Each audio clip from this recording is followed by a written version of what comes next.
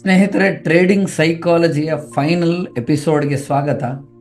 Hedging star YouTube ಚಾನಲಲ್ಲಿ ನಾವು ಕಳೆದ 7 ಎಪಿಸೋಡ್ನಲ್ಲಿ ಎರಡೆರಡು ಚಾಪ್ಟರ್ ಆಗಿ mental fitness for A trader ಅಂತ ಒಂದು PDF ಫೈಲ್ ಇದೆ. ಅದ್ರ ಮುಖಾಂತರ ನಾವು ಒಂದು ಸೈಕಾಲಜಿ ಆಫ್ ಟ್ರೇಡಿಂಗ್ ಬಗ್ಗೆ ತುಂಬ ಇಂಪಾರ್ಟೆಂಟ್ ಕೀ ಪಾಯಿಂಟ್ಸ್ ನಾವು ತಿಳ್ಕೊಂಡ್ವಿ.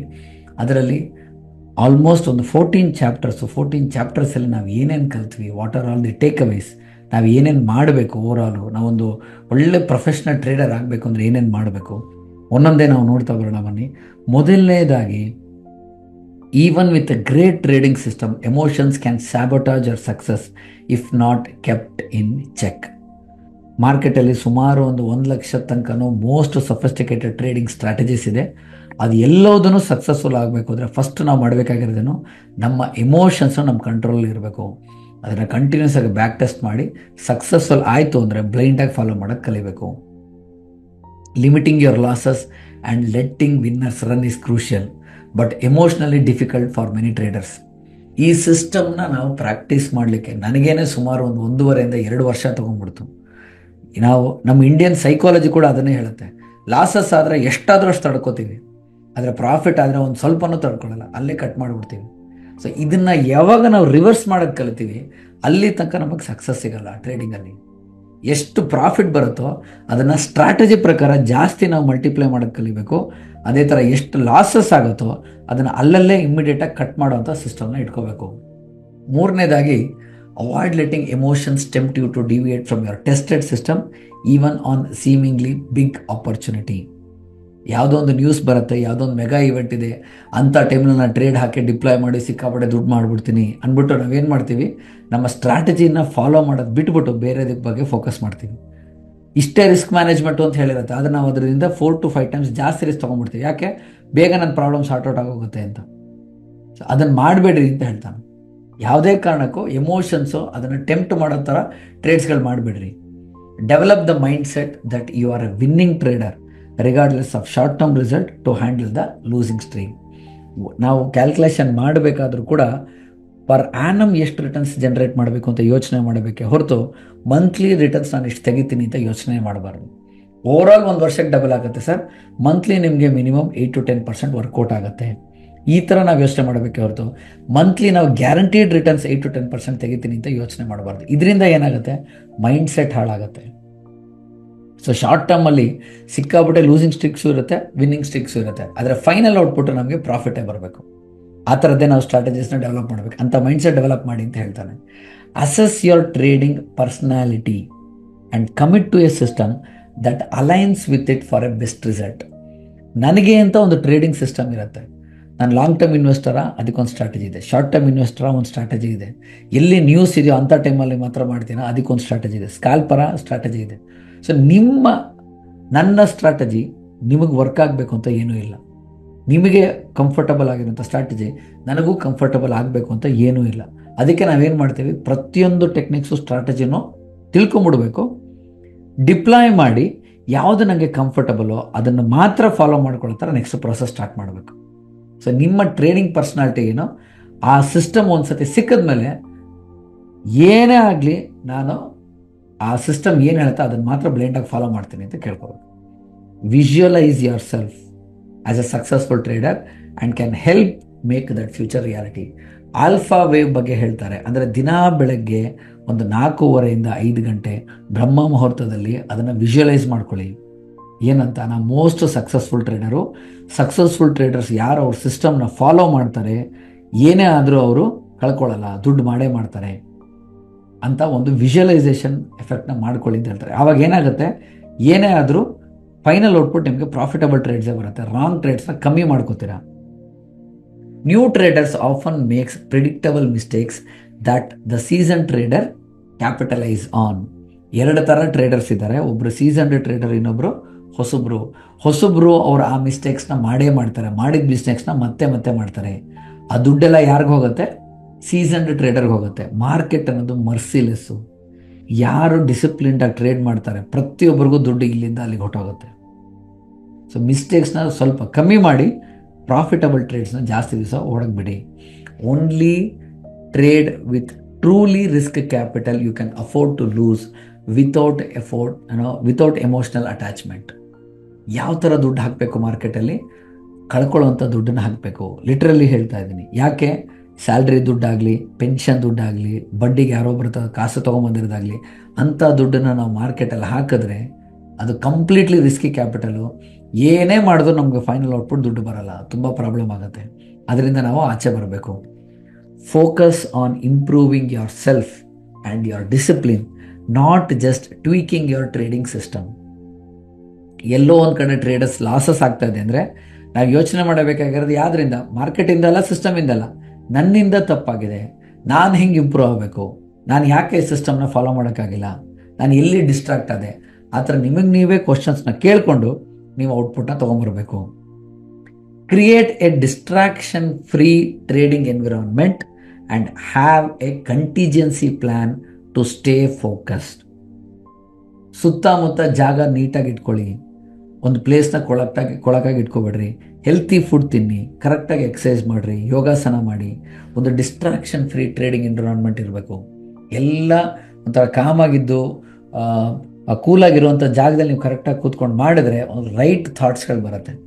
ಅದರಿಂದನೂ ಕೂಡ ಎಷ್ಟೋ ಸತಿ ಟ್ರೇಡಿಂಗಲ್ಲಿ ಲಾಸ್ ಆಗುವಂಥ ಸಾಧ್ಯತೆಗಳಿದೆ.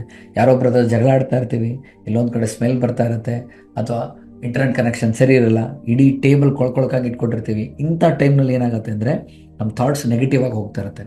ನೆಗೆಟಿವ್ ಆಗಿ ಹೋಗ್ತಾ ಇದ್ದಾಗ ಅದು ನಮ್ಮ ಟ್ರೇಡಿಂಗ್ ಸ್ಟ್ರಾಟಜೀಸ್ ಮೇಲೆ ಅಥವಾ ನಾವು ಎಕ್ಸಿಕ್ಯೂಟ್ ಮಾಡೋಂಥ ಆರ್ಡರ್ಸ್ ಮೇಲೂ ಕೂಡ ಪರಿಣಾಮ ಬೀಳುತ್ತೆ ಅಂತ ಹೇಳ್ತಾನೆ. ಸೊ ಅಂಥ ಡಿಸ್ಟ್ರಾಕ್ಷನ್ ಫ್ರೀ ಟ್ರೇಡಿಂಗ್ ಎನ್ವಿರಾನ್ಮೆಂಟ್ನ ಕ್ರಿಯೇಟ್ ಮಾಡಿಕೊಂಡು ಅದಾದಮೇಲೆ ಟ್ರೇಡಿಂಗ್ ಮೇಲೆ ಫೋಕಸ್ ಮಾಡಿ.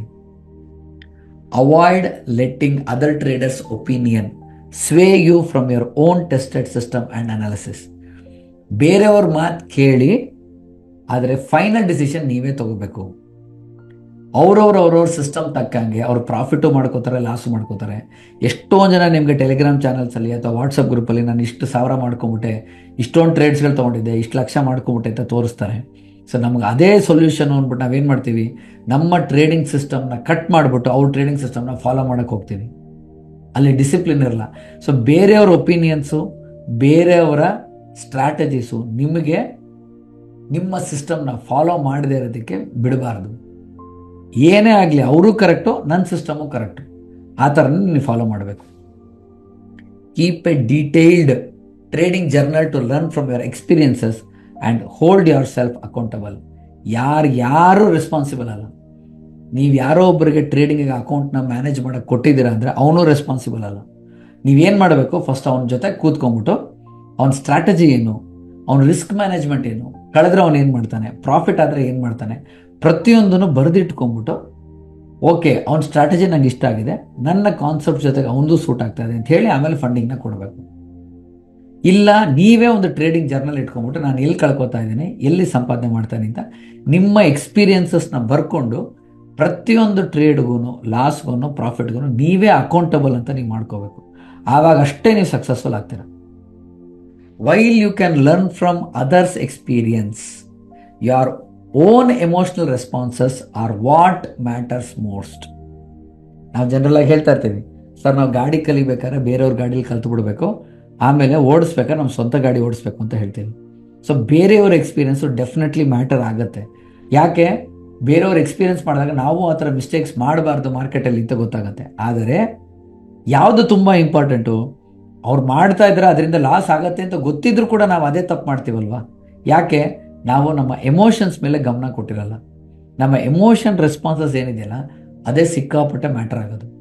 ಅಲ್ಲಿ ಲಾಸ್ ಆಗ್ತಾ ಇದ್ದಾಗ ಇಂಡಿಕೇಟರ್ ನನಗೆ ಎಕ್ಸಿಟ್ ಆಗು ಅಂತ ಹೇಳಿದ್ರು ನಾನು ಎಕ್ಸಿಟ್ ಆಗಿಲ್ಲ, ನೋಡ್ತಾ ಕೂತ್ಬಿಟ್ಟೆ, ತುಂಬ ದೊಡ್ಡ ತಪ್ಪು. ಅದು ದೊಡ್ಡ ಎಕ್ಸ್ಪೀರಿಯನ್ಸ್. ಅದು ಪ್ರಾಫಿಟ್ ಆಗ್ತಾ ಇದೆ, ಕಟ್ ಮಾಡು ಅಂತ ಹೇಳ್ತಾ ಇರುತ್ತೆ, ಇಲ್ಲ ಇನ್ನೂ ಪ್ರಾಫಿಟ್ ಬರುತ್ತೆ ಅಂತ ಅಂದ್ಕೊಂಡಿದ್ದೀನಿ. ಯಾಕೆ? ನನ್ನ ಇನ್ಸ್ಟಿಂಕ್ಟ್ ಹೇಳ್ತಾ ಇದೆ, ಇಂಡಿಕೇಟರ್ಸ್ ಎಲ್ಲ ಹೇಳ್ತಾ ಇದೆ, ಬೇಕಾಗಿಲ್ಲ, ನನ್ನ ಇನ್ಸ್ಟಿಂಕ್ಟ್ ಹೇಳಬೇಕು ಅಂತ ಹೇಳ್ತೀನಿ.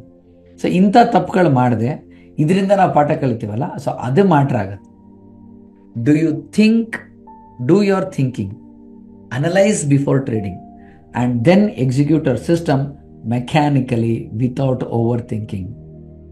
ಪ್ರತಿಯೊಂದು ಪ್ರೋಸೆಸ್ನು ಮುಂಚೆನೇ ಪ್ಲ್ಯಾನ್ ಮಾಡಿಬಿಡ್ರಿ, ಫುಲ್ಲು ಯೋಚನೆ ಮಾಡಿರಿ, ಎಲ್ಲ ಥರ ಬ್ಯಾಕ್ ಟೆಸ್ಟಿಂಗ್ ಮಾಡಿಬಿಟ್ಟು ಅನಲೈಸ್ ಮಾಡಿರಿ. ಆದರೆ ಒಂದು ಸತಿ ಅದನ್ನು ಲೈವ್ ಮಾರ್ಕೆಟಿಗೆ ಡಿಪ್ಲಾಯ್ ಮಾಡಿದ್ಮೇಲೆ ಸೆಕೆಂಡ್ ಥಾಟೇ ಇರಬಾರ್ದು. ಅಕಸ್ಮಾತ್ ಲಾಸ್ ಆಗ್ಬಿಟ್ರೆ, ಅಕಸ್ಮಾತ್ ಪ್ರಾಫಿಟ್ ಆಗ್ಬಿಟ್ರೆ 80% ಡ್ರಾಡೌನ್ ಆಗ್ಬಿಟ್ರೆ ಅಂತ ಸೆಕೆಂಡ್ ಥಾಟೇ ಇರಬಾರ್ದು.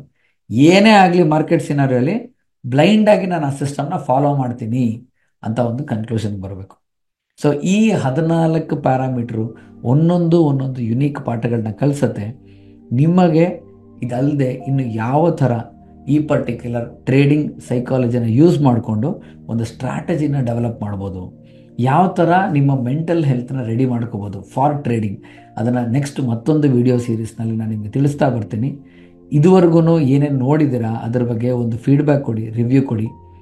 ನಮ್ಗೆ ಯಾವ ವಿಡಿಯೋ ಇಷ್ಟ ಆಯಿತು, ಯಾವುದು ನಿಮ್ಮದು ಟೇಕ್ ಅವೇಸು, ಯಾವುದು ನೀವು ನಿಮ್ಮ ಪ್ರಾಫಿಟಬಲ್ ಟ್ರೇಡ್ಸ್ ಮಾಡದೇ ಇರೋದಕ್ಕೆ ಯಾವ್ದು ನಿಮ್ಗೆ ಅಫೆಕ್ಟ್ ಮಾಡ್ತಾಯಿತ್ತು ಅದ್ರ ಬಗ್ಗೆ ಎಲ್ಲ ನಮಗೆ ಕಮೆಂಟ್ ಬಾಕ್ಸಲ್ಲಿ ತಿಳಿಸ್ಕೊಡಿ.